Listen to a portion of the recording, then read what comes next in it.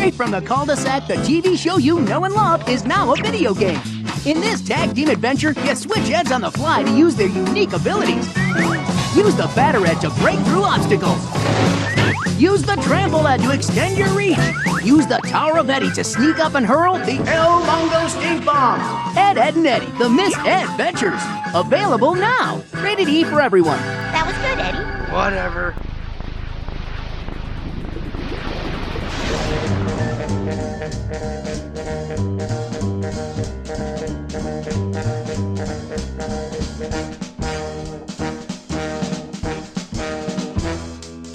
Ed, Ed, and Eddy, created by Danny Antonucci in 1999, focusing on three boys of the same name messing around in their cul-de-sac and trying to scam kids out of their quarters to buy jawbreakers. First there's Eddy, the ringleader of the group, who loves to perform scams. He's selfish, greedy, and hypes up his brother way too much. Ed is a lovable oaf, who's dim-witted but still cares for his friends, loves animals, and is obsessed with comic books and monster movies.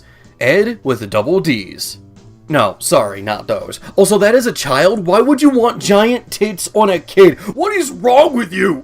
Leave! He's referred to as Double D. He's the anxious, careful neat freak who is also the brains of the group and often the most rational. While all three Eds are generally disliked by those in the cul-de-sac, Double D seems like the one they hate the least. There's even a scene where the bully Kevin is happy to see him, tries to reason with him, and even gets his help to get over his fear of needles. Over the years, I've begun to realize that Kevin isn't really a bully. Yeah, he makes fun of the Eds and terrorizes them, but usually after they do something wrong. You never see him bully any of the other kids on the cul-de-sac, not even Jimmy, the weakest, frailest one of the bunch, or Johnny, who talks to a plank of wood. They're easy targets, but Kevin is usually nice to them.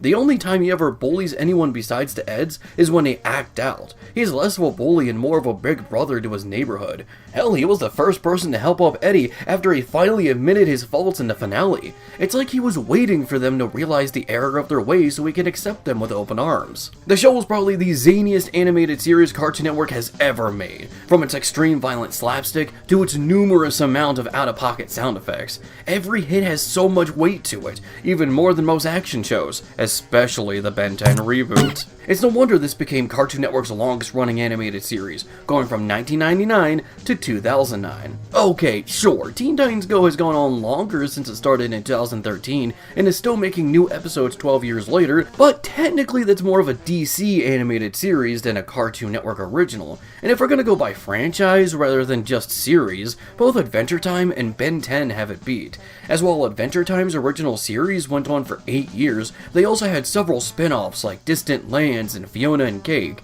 and Ben 10 has 14 years worth of animated shows and movies. But when it comes to single series created and produced by Cartoon Network, the Eds still hold that mantle. They've even had several video games. I mean, of course they did. Most of their lifespan came during the era where licensed games came out non-stop, completely flooding the market. This brings us to Ed, Ed, and Eddy, the Mis-Edventures. I am cool like a cabbage, guys. The Eds are known for getting into trouble and creating new scams, and this game is no different. You run around a cul-de-sac as different objects and locations represent levels, most of which are based on episodes of the show. If you're familiar with this channel or the other games I've talked about before, you would know that these kind of games were very common in the late 90s to the early 2000s, where they would just drop you into a big hub and basically tell you, no, run around and find stuff to do. Now leave me the hell alone. Daddy wants to watch some NASCAR. Going down the backstretch.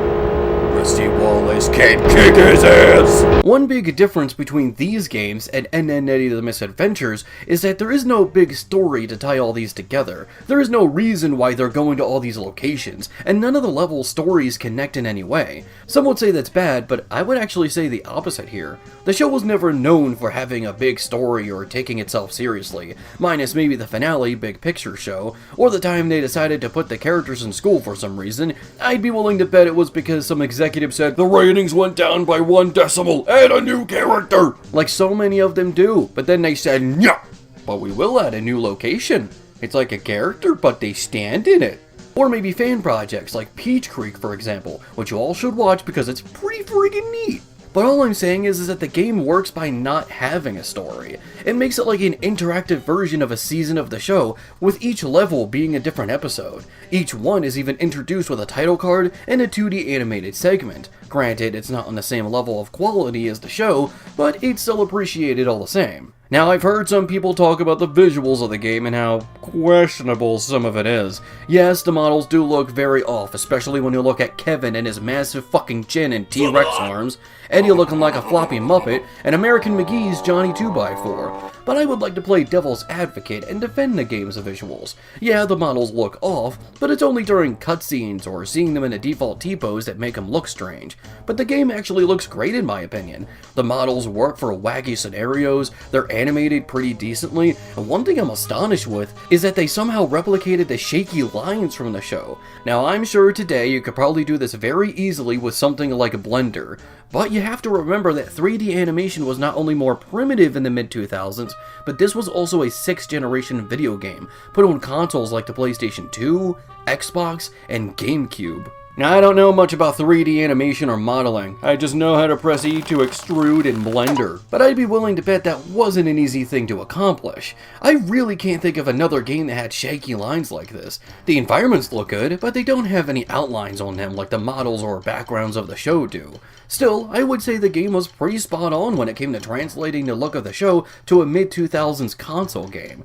Besides the shaky outlines, Ed, and Eddy is also famous for its sound design. Nearly everything any character does comes with some strange noise, and every impact feels more violent than a bad sequel to an 80s slasher, all because of its sound design. Well, the game recreates that too, bringing in sound effects from the show and applying them to actions in game. It actually works really well, minus when the sound effects just don't play for some reason, or others just seem to be missing, but you get my point. This should work. From the visuals, sound design, to everything else, the game's aesthetic is pretty good. But what about the actual game? Well, fucking calm down, I'm getting to it, Jesus! You know, they say patience is a virtue. In the game, all 3 Eds are always present, as you can switch between them with the press of a button. There was also a lot of games like this at the time, as there would be a cast of characters running around as you or several players can switch between them. Nicktoons Unite, Narnia, Shrek 2, and probably the most well-known example, Sonic Heroes. You control each Ed as you venture your way through the level, solving puzzles and completing objectives along the way. While there are enemies that will block your path like these squirrels or spiders, the game isn't about fighting, which is a shame because a 3D arena brawler with these sound effects and the right level of animation would be sick.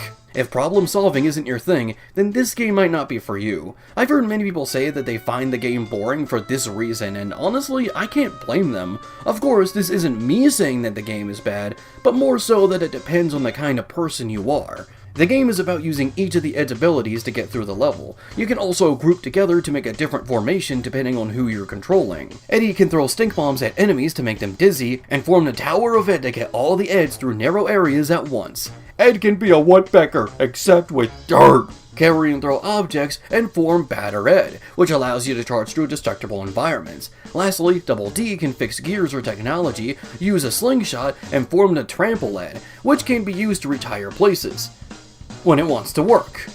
Like 50% of the time. I have no idea why it doesn't. I'm standing in front of the platform, I'm trying to make this okay? There are also quite a bit of collectibles, and even though they're not required to get, they do have a purpose. Collecting Jawbreakers unlocks cheats, such as the traditional Big Head mode. Some are hidden throughout the level, while others can be claimed by chasing a chicken that spawns in. If you don't catch it in time, then you'll have to try again later. You can also collect coins, which can be used to buy more Jawbreakers at the dispenser in the playground.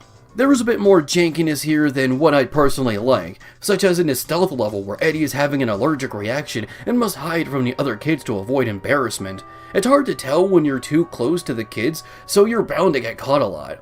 You can hide behind poles in the Tower of Ed, but that also seems to be inconsistent. Usually the AI works pretty well, but I've had moments where other characters got stuck behind a wall and weren't able to come out. There was even a glitch where I fell into water at the last stage, and I wasn't able to jump out. No matter what I did or where I went, there was no way to escape. Some functions even got locked out, so I had no choice but to reset the console and just pray to great googly moogly that I wouldn't fall in again. And in a fight against the kankers where you have to knock over the poles holding them up, one of them just didn't register, so I had to die and just hope it would work the next time. A mid-2000s licensed game being buggy isn't that shocking, but man did I run into a lot of problems here. It seems like the devs needed another month or two to polish things up. But besides that, the game is pretty alright. Its presentation is spot on, the AI works pretty well, and the game isn't too confusing, but it's obvious that the game needed a little more time to be finished, and it's not going to be a game for everyone. If you find it for a cheap price, then maybe give it a shot. But be mindful before making a purchase. You wouldn't want to feel like you just got scammed. You see what I did there? Laugh. Laugh, I command you! Laugh, I made a reference and a clever play on words!